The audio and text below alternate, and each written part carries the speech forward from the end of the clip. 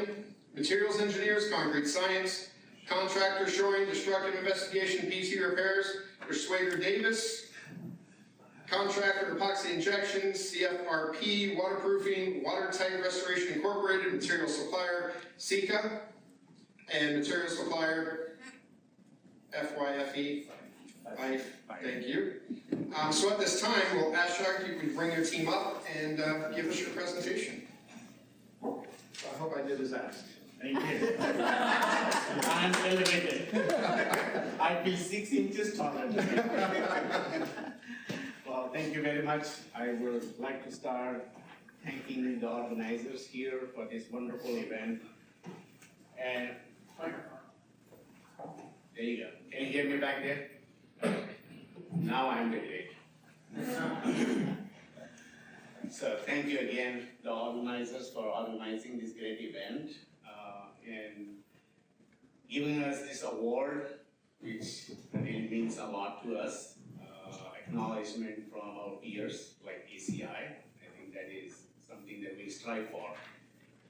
So I'm here to kind of introduce our team, which is three of us will be speaking today to give a 7 minutes and 13-second presentation. I need to, make sure we don't exceed 8. So we're going to present this presentation starting with Anita Gupta from Watry Design. She's a structural engineer. She will introduce the project.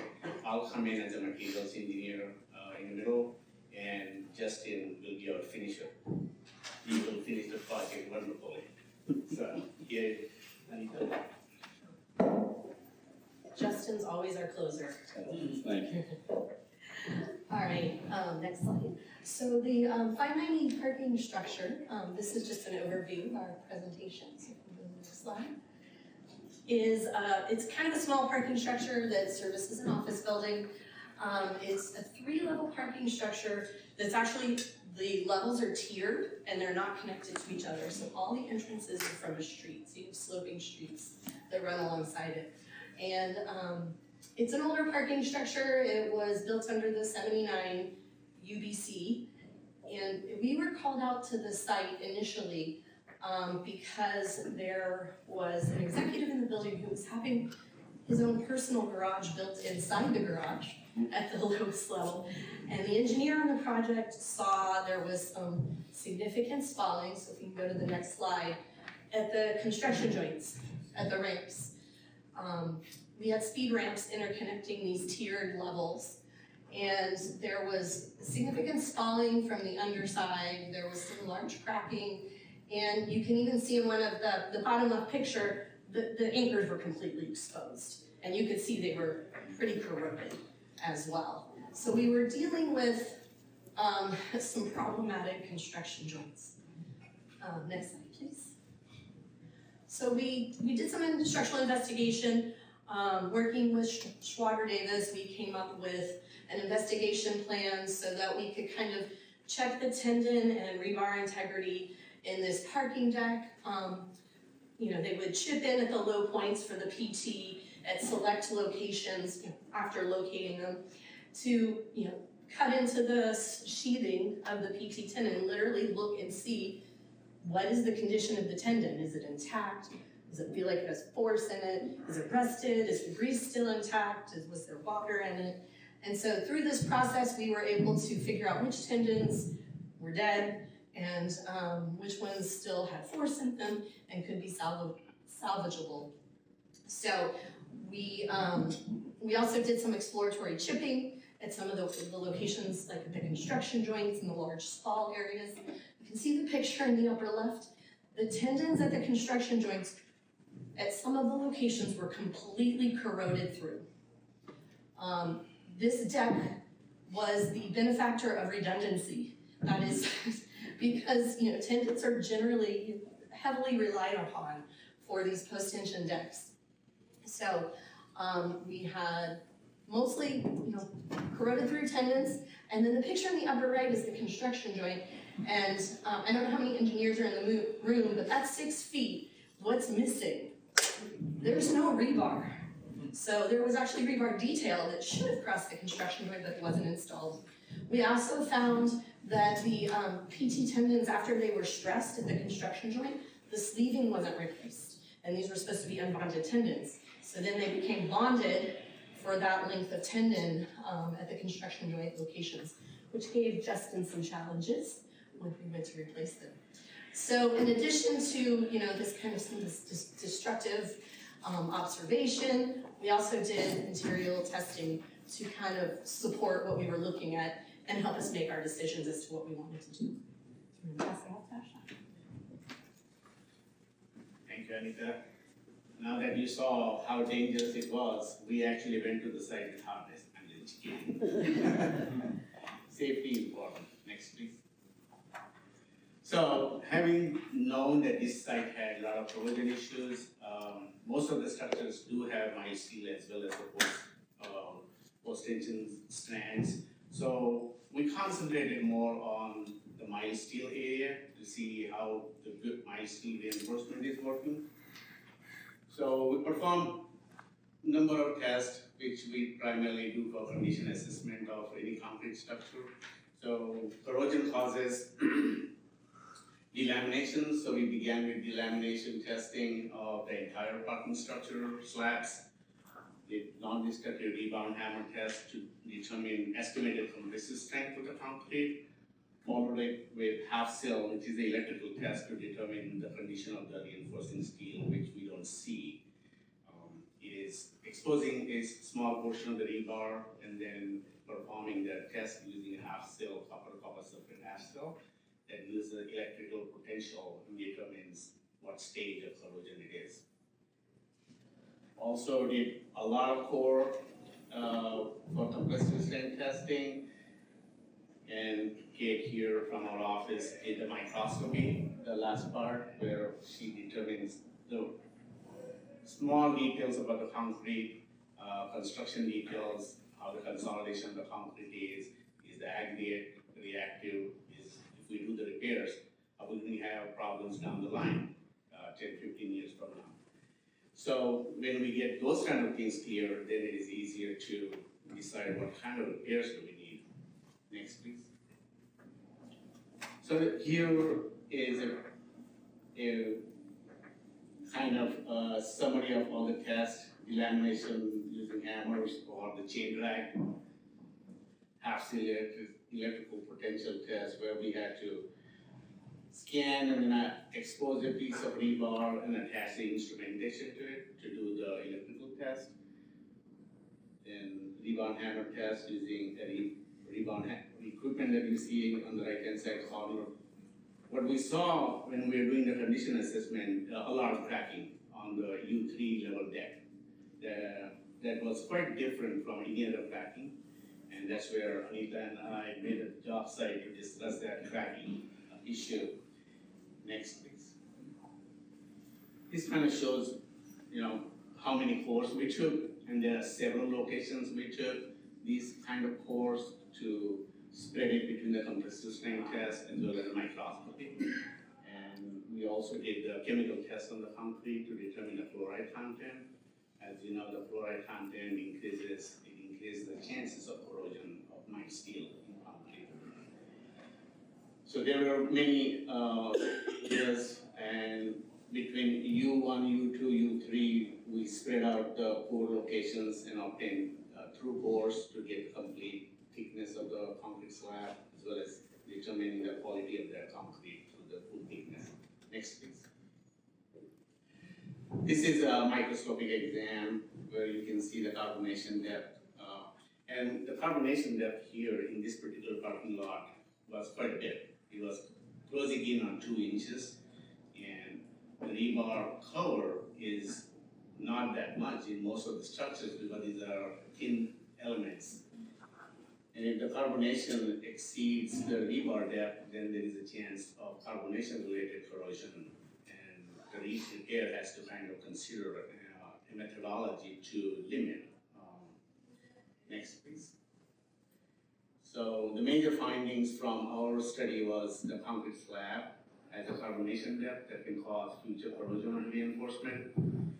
And the U3 level slab had a lot of cracks and relatively low strength. And from here on, I'm going to pass it on to Anita again. So after we had the results of our investigation and our materials testing, we put together what we needed to do for the structural repairs. Next slide. The big obvious elements that we did have to focus on were, we needed to basically remove and replace all the uniform tendons at the ramp, even the ones that still had force in them had some serious degradation at the construction joint. So we did replace all of those tendons. We added integrity reinforcement at the construction joints, so there shouldn't be a 6-foot empty zone anymore. And we, all the fault areas were chipped to sound concrete and repaired with non-shrink repair materials. So it's a very simplified version of the bulk of the repairs. And the next slide. U3 slab was kind of our surprise. When we do concrete pours, we like to do the compressive test just to make sure, does the slab have the strength it's supposed to have? And we found that the U3 slab, which is the uppermost level, that upper parking deck, did not. And it was low enough to where it needed to be strengthened, which was kind of a surprise. Because we did find that the concrete itself, the composition was still good. The carbonation depth it wasn't at the rebar yet, but it was deep. But there wasn't enough bad things happening in the concrete to make it have that weak of strength compared to what the design strength is. So we ended up strengthening the U3 slab with FRP. So you can see the pictures there, that was the FRP installation. Next slide. So to protect this repair, also to help address the deep carbonation we had at the top of the slab, we encouraged the owner, as part of the repair, to install a traffic coating. It's really where if you want to extend the life of your parking structure, one of the best things you can do is put a traffic coating on your top deck. It's got the most exposure to the elements. And it also kind of somewhat locks in those carbonation depths, and it just slows down the process incredibly. So you really slow down any potential corrosion process that may or may not be happening. And the next slide. With that, I'm going to pass it off to Justin, who had the fun of doing all the work. My name is Justin Ice. I represent Schwager Davis. We were brought onto this project by Anita, who introduced us to it with Watry. Watry and Schwager Davis, we have a long history. We recommend Watry for all of our assessments of garages when brought in by owners, as they're highly well known for their post-tensioning experience, parking structures and whatnot. So we have a deep history with Watry as well as concrete science on projects similar to this and others. So again, we were brought on for initially to shore the garage by the owner through another engineering company. And the first challenge we had was the shoring that was originally presented to us. They had designed a semi-permanent wide flange beam and tube system for reshoring the ramp sections. When we got into pricing that out and constructability of it, it made the whole project really cost prohibitive for the owner. So we had to go ahead and re-engineer it, and we did so using large timbers and telescopic shore posts, 9-kit posts spanning anywhere from 7.5-foot heights with footers and headers to 14-foot to span the double level of the different parking garages. So we had to shut down both ramps at that time. Parking was limited to the U1 deck above ground, and then underground parking, two lowest levels of the parking. So this was a live garage at the same time. We reduced the ceiling height, which was originally, I believe, 8 foot, maybe 7 foot, and we reduced it to maybe 6 feet with extensive timber shoring and the tube jack shoring. Next slide, please. So with any post-tensioning repairs, the biggest challenge is really not knowing what we're getting into.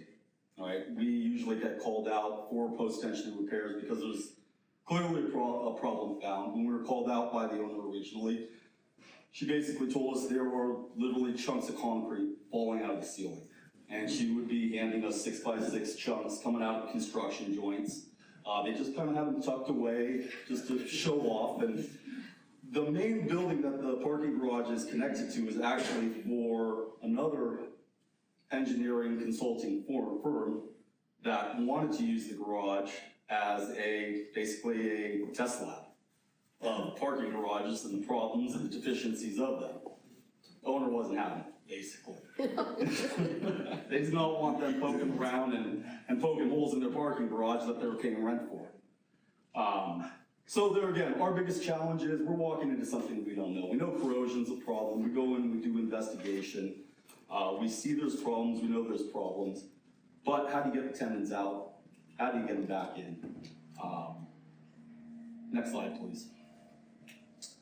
In this particular case, like Anita mentioned before, in the lower left-hand photo there, you can see each one of those highlighted circled areas are where there were tendons in pairs, and clearly they were rotted all the way through. Like Anita mentioned, the lower section of the slab, we had almost 2 to 3 feet of bonded tendon there, what should have been sheathed. In reality, I think that might have helped save the ramp section because of that bonded section of strand. It kept the tension in the lower sections of the slab, or the ramp area. So if it was unbonded, then that whole section below also would have been prone to a lot more cracks and failure. Challenges we had were pulling tendons out and getting new tendons in, and latching on to the original existing strand back at its original dead end. Now, we didn't know how far the corrosion had gone in the degradation of the tendons. Water typically, when it's introduced into the PT system, the strand acts like a wick and it draws the moisture into the system, typically bringing it into the low point of the slab. In the typical profile, you have your high-low profile, and a ramp, it all wants to go downhill. So where is that water going? Where is that water pooling? We're connecting to existing strand. A lot of times when we do connect or latch onto the new strand and we go to preload those to verify that we have good strand to stress, we find additional failures. Now, that can happen multiple times. As we pull, we hope it breaks. We gotta go downstream further, do it again, do it again. Same time, we also run into blockage issues. We find when we pull a strand out, tie wire that holds the strand to the reinforcing board tends to pinch off that sheathing, and we have to pull our way through the slabs just to get new strands in. So, there again, big challenge, we don't know what we're getting into. But we have proven methods and a lot of tenacity and stubborn workers that we just get it done. More photos. In this particular case, we did this in 2 phases, lower section being phase 1, where we did latch on to the existing strand through the photo on the top left. And then we went to that coupler to the existing, pulled new strand to a new construction joint with new castings, stressed it in the bottom left photo, phase 1 complete. Phase 2, rethread new strand through the upper decks, install sleeve couplers to allow coupler movement and ensure we have a fully unbonded system moving forward. There again, we're working through 2 different phases of potential challenges each time. This is 2 phases, 2 different ramps, 4 phases total. But we get it done. Next slide, please. The biggest benefit to a challenging project is teamwork. Like I mentioned before, we've worked with Watry, we've worked with Concrete Science a lot in the past. We call each other quite often, discuss projects we have nothing to do with each other on. But the nice thing about our relationship in these 2 firms is they're very practical in what they do. They appreciate the real world working conditions. If something's drawn into a plan and we're out there trying to execute it, a lot of times that work doesn't fit inside an 8.5 and 11 by 11 piece of paper. We gotta go outside and around it. And when I can call Anita and she picks up her phone all the time, or even John, they're willing to work with me, make changes. Sometimes we'll do the changes, then we'll insert the RFI under the understanding that we want to get the job done and best interests are always there. And Ashok, he's there with his team, backing us up, and proving everything to us. And having that teamwork, having the relationships really makes all the difference in the world for the owner, for the client, and for our teams together. Team 590. That's right. Teamwork makes the dream work. Yeah.